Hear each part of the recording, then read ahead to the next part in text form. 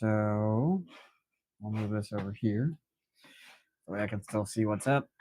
And we are going to take another look at the whalebone one last time. So for those that don't know, the whalebone was a very special project that I like kind of dreamt up. It sort of happened by accident. I realized, like I'm technically remixing a shoe as I go through and remix this shoe. And if anybody ever hops on, I'll actually show you guys. Um, I'll just go ahead and show you guys now this neat little trick. If Shaper ever decides to open, which it's working on. Shaper's kind of neat. I like that it's made by Siemens, which is interesting. But anyway, if you actually go through and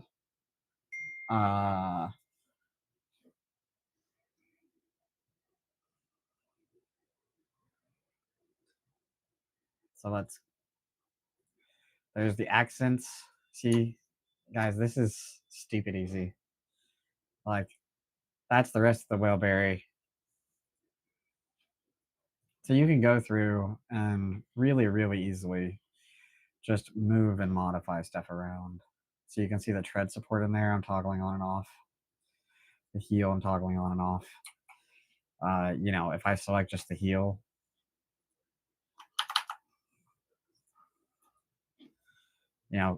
I can really easily just move it around. I can squish it, like for example, say I loved the heel so much that I wanted it to instead. I think this heel design is so cool that I think it's probably better suited to the front of the shoe. That's what I think. Maybe not really, but like point stands, right? Like, if I wanted to go in here and mess with this, I could. And it's not like it's hard, right? So that's kind of sort of what I'm getting at with all this shoe business. Everybody keeps wondering, like, why am I so into it? And it's because, like, look, dude. Anyway, so this is the whalebone, which is a variant of that whaleberry.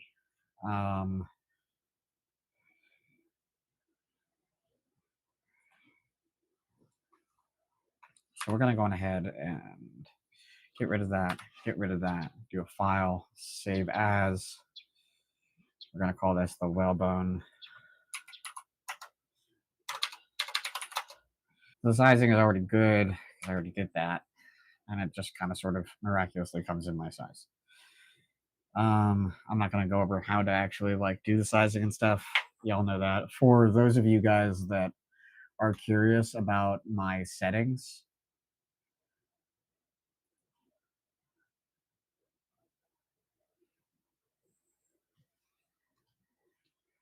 I don't understand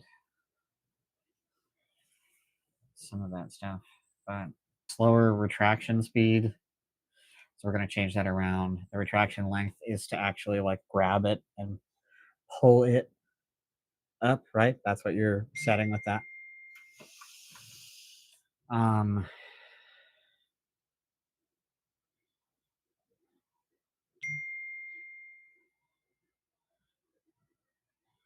We're not worried about resonance. What we are worried about is that's all that stuff. And then I guess the rest of the stuff you can actually see in here. The flow ratio is pretty crucial. The rest of this stuff is just like,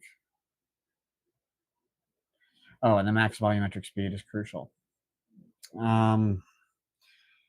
Temperatures are, can vary. Okay. So we've got that. We've somehow set the shoe to have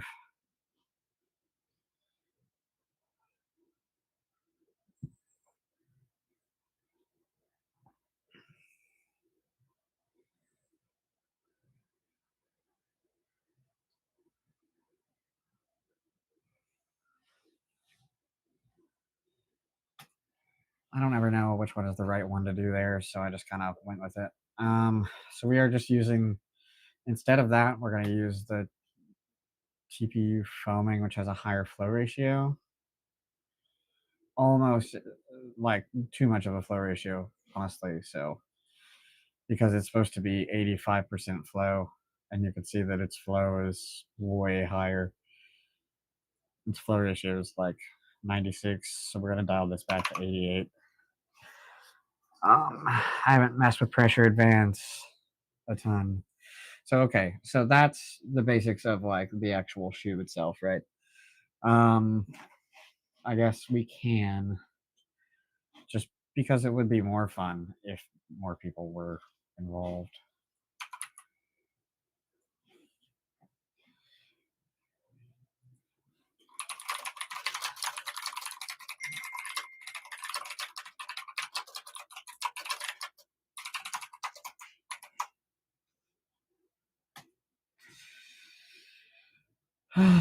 We'll see if that actually goes anywhere. Um,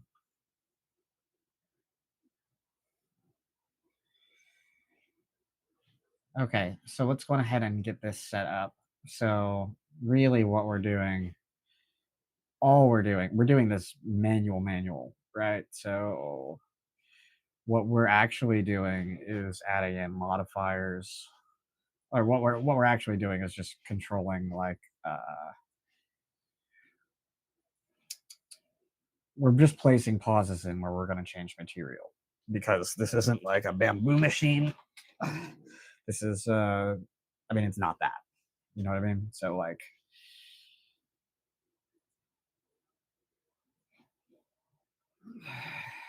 so we can't do the typical multi-material color swap is what I'm trying to say. Actually,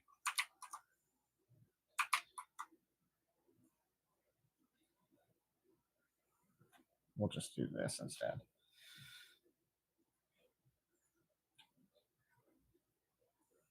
Okay, and then we're gonna be back over to here. Now we've already gone over um, settings and stuff, so we're just gonna slice this really quick once we figure out why it's complaining. Okay, so we figured out why it's complaining, but you can see it's saying that we don't have supports enabled. So that needs to be set up. That's good. And then the one other thing that we really do want to be particular about is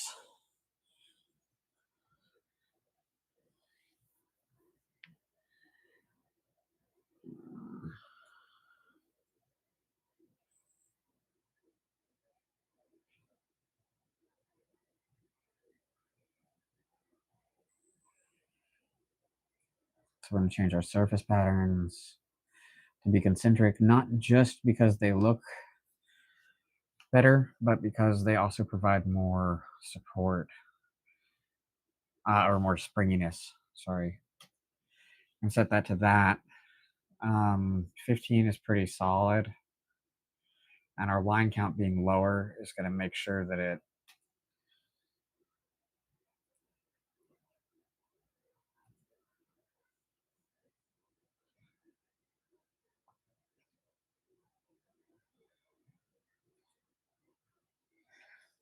that's pretty cool.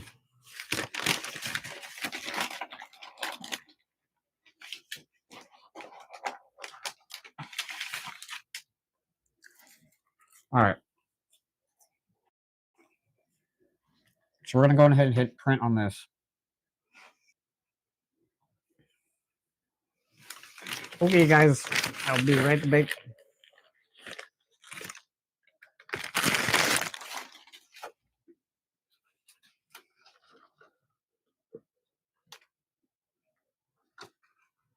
And I'm clearly going to have to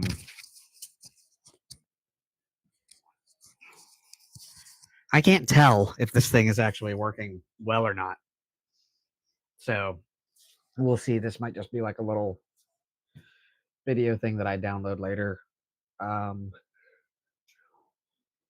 we're just going to let this ride for now. And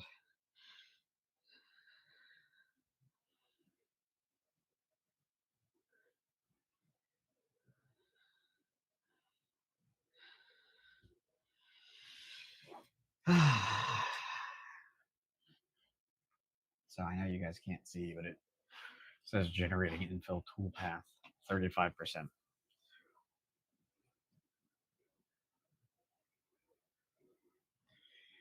And yeah, I know I could probably just do the same thing and just record it, but honestly, like this, like live streaming this portion of it, at least for me, ensures that I'm not just, out here like showboating or whatever and just showing off shoes. Like I actually want to teach something or help somehow, right? So that's kind of sort of what we're doing, I suppose. Okay, cool. So we are now back. Now you can see the super shoe. You can actually look and see that, okay, yes, some of these areas didn't get supported, but the majority of them did. So that's great. So now we're going to set our dividing lines.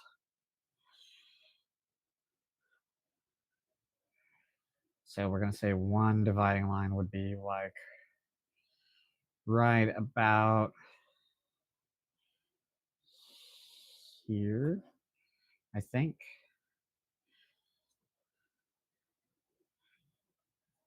Okay, so we can see that it's a little too high. And let's look at the info down here. Yeah, the info there looks pretty okay. That info looks solid. So then this, right,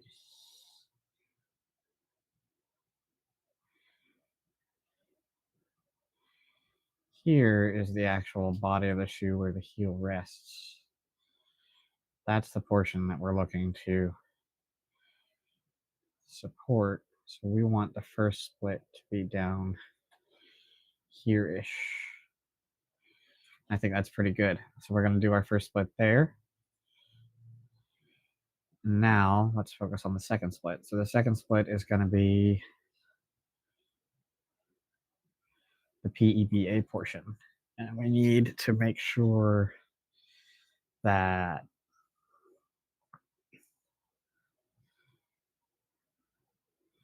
that portion sufficiently covers the impact absorption that is going to be needed at the heel.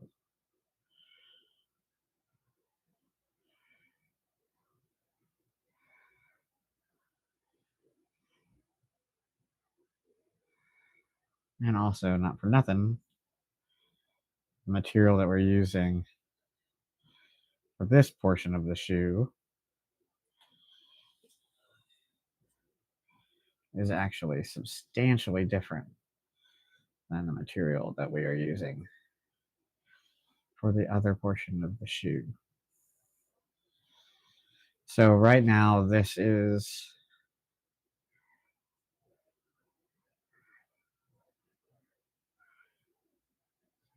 that's good. Okay, so the bottom down here is going to be flexible PLA.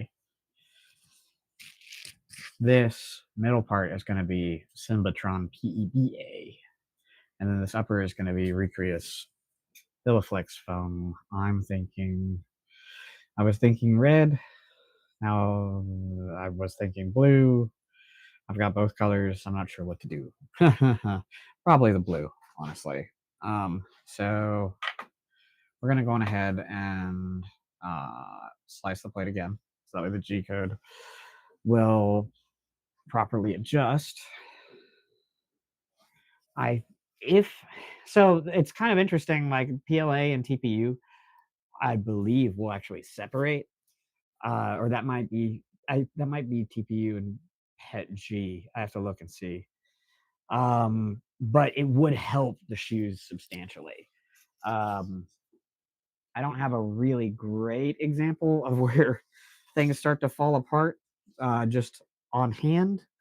But there are some pretty stringy pieces of the shoe, in particular these portions here, which is why I'm trying to use supports to reinforce them. Okay, cool. So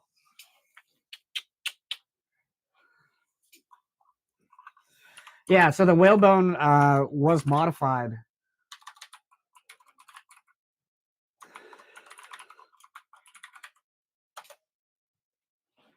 I hope that's the left shoe, and I'm sure I just exported that to the wrong place. But so one day, 13 hours, 55 minutes, it'll actually be 30% less than that. And part of the reason why it's so much lighter weight than the actual factual whaleberry is because I've gone through and removed, I went in shaper and actually removed the accents, or removed some more of the accents, um, along with some other portions of this shoe here, which you can kind of see if you saw the earlier parts of the video showing how you can just move stuff around, how it's really easy. So I took that into ZBrush after removing those external variations, and then actually started to, oh, I need an actual jump drive.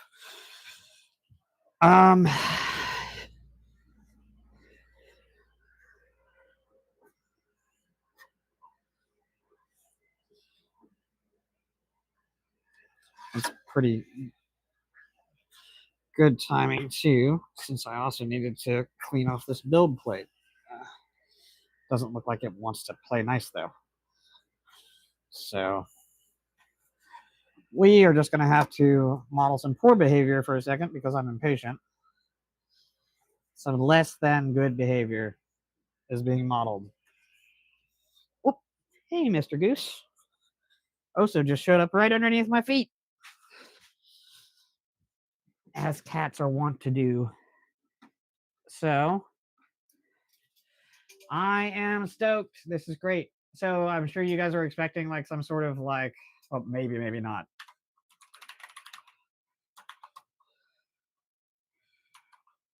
We're just gonna label it 1 since I can't recall if it's left or right. I don't know if you guys were expecting like a big to do about having about making a super shoe, and I can promise, God help me if there's anything awful in this in my history. Hopefully not. But I can promise to actually show modeling tutorials later on. I really enjoy using Onshape for the basic stuff, and then whenever ZBrush decides to respond, I can pull that up as well. But since you guys hung out with me through like actually going through the shoe and choosing some of these little areas where we're actually doing the pauses and stuff, I will explain this one thing as I go and set this to print. Oh, so, hey, Baba. Yeah, it's a nugget. Yeah. I was gonna lift Oso up and and show him to you guys, but he found a piece of food, so I felt kind of bad. All right. So this is, oh god. Ever done that thing where you drag that thing off the side of the screen and you can't get it back? This is what I mainly use to model in. And here, there you go, Oso, is a live stream of Oso while I set up the, well, yeah, there we go.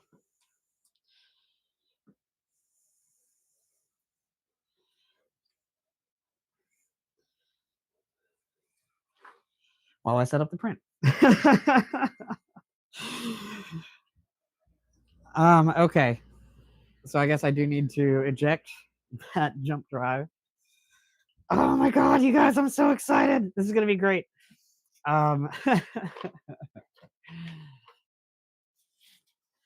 So just so that way you guys can see kind of sort of the stuff that we do here. This is the inner body of unspecified shoe. People don't normally like show that you can do these types of modeling tricks, but I went to school for modeling, kind of, which is how I know how to strike a pose. No, I'm kidding. But there's some really cool tools inside ZBrush that you can use to really get some pretty great results and also reduce like your poly count size and all that stuff. Select whatever it is you're slicing. But so far in terms of like I know Nomad has a good sculpting tool, but I can't speak to how well you can just slice and dice stuff or any of the deformation tools that it actually has in it. I'm gonna go ahead and close this so that way I don't overwrite my custom shoe. But basically, oh, let me grab this little jump drive. This camera angle actually isn't bad for streaming.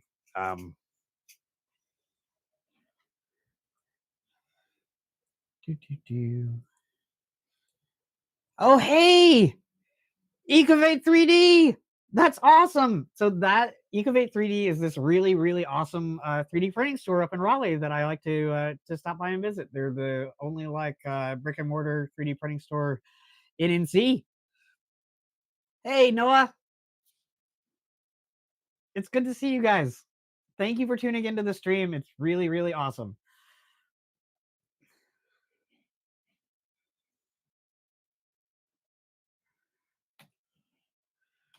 Okay. All right. So just so everybody's up to speed with what we're doing. Let me I'll change out the filament and hit print in just a second. So we're doing something a little ambitious. Oh, dude, I wish they were.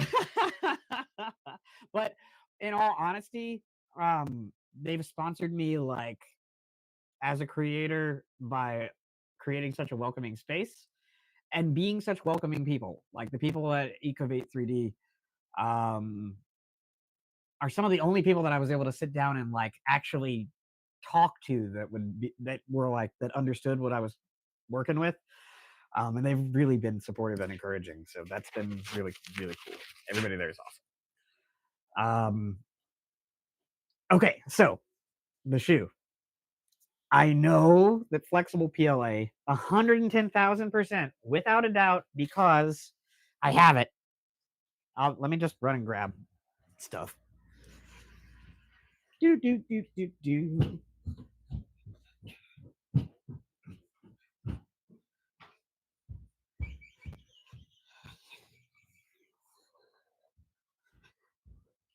Here we are.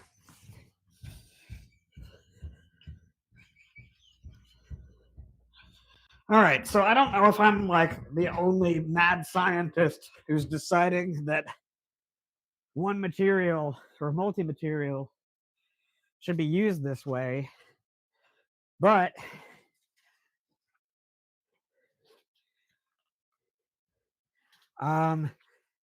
so this is 100% flexible PLA, and you can wear it on the foot. It is not super comfortable. I do have insoles inside these from Lidl, actually, but these are the spring sole variant. This is the first shoe that I actually put on my foot and started running around with it, and I was like, "Oh shit, that's way springier than normal." And I thought that was the pinnacle until Symbatron sent me some of their PEBA. I'm gonna run out to the car and get that now, just so that way I can show you guys. Like when they say it's bouncier, holy crap! It is so much more bouncy. It is great. Okay, so I'm gonna go ahead and share my screen real quick, so that way you guys can see what it is. that I am working on.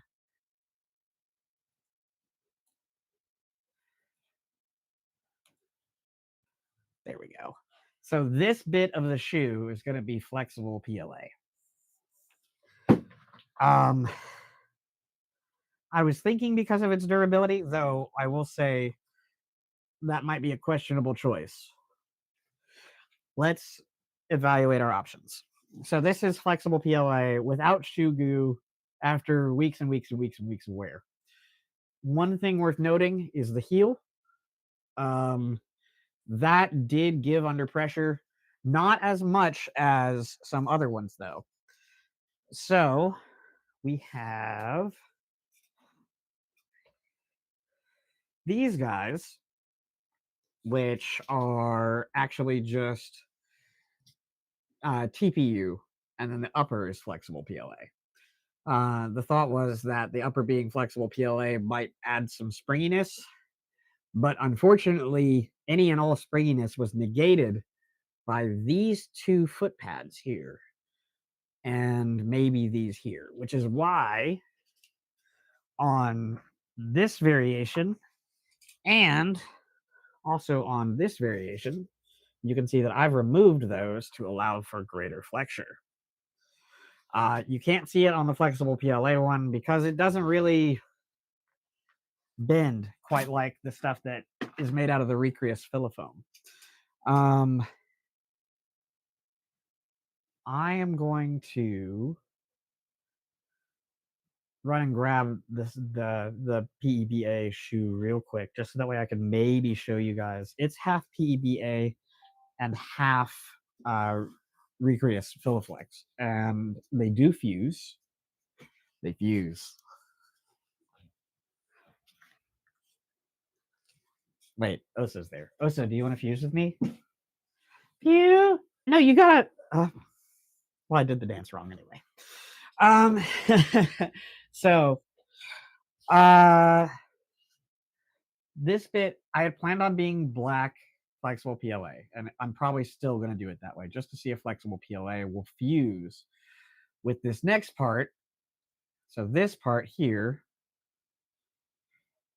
just this bit, is going to be the very, very, very, very, very, very valuable and rare PEBA. And you can see that is going to make that portion of the shoe extremely springy. So when people tell you that PEBA has like 5x the energy absorption of TPU, I've worn it on my feet. I've worn it on my feet, and I know it works. It's real. It's so cool. I'm gonna go grab the shoe so that way I'm sure to go grab it. I'm gonna go grab the shoe so I can show you guys. I'll be right back. And also, just so that way, for posterity's sake, I guess I probably should have just screen grabbed that so that way I didn't have the whole messy desk. But so I started actually using these to create content, and it's working out pretty well too. You can tell it's recording because of the little like light on the side. Okay, let me run and go get this shoe, or that shoe, so I can show you guys. And then for really real, I'm probably gonna put a pin in this and hit print. Okay, so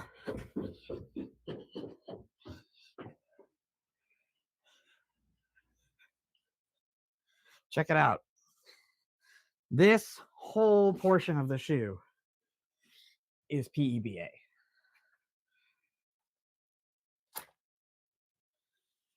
And it wants to spring back in place. So I think we might have a real life PF Flyer situation on our hands that really does make you run faster and jump higher. And I want to test it.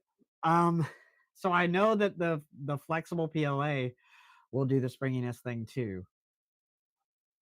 That's why I called it the spring sole. But I don't know. I don't think it could. I don't think it's nearly as effective as this. So I think it's worthwhile using as tread, especially because the black PLA that I'm going to use has carbon in it, and black, white, and red are NC State colors. So that's why we're going with what we're going with. All right, and with that, we'll wrap up like the inaugural productive live stream. And I'm gonna go set this super shoe to print, and then take Oso out for a walk. So yeah, thank you guys so much for tuning in, and for the support. It really, really, really does mean the world to me. I gotta say the tagline before I go though. Remember the fly cut design philosophy. What's left is what matters. So make sure to make the most of it. All right, guys, fly cut out. I'll catch y'all later. Peace. Yes, it's time for your walk. Yes, I'm going to take you for your walk. All right.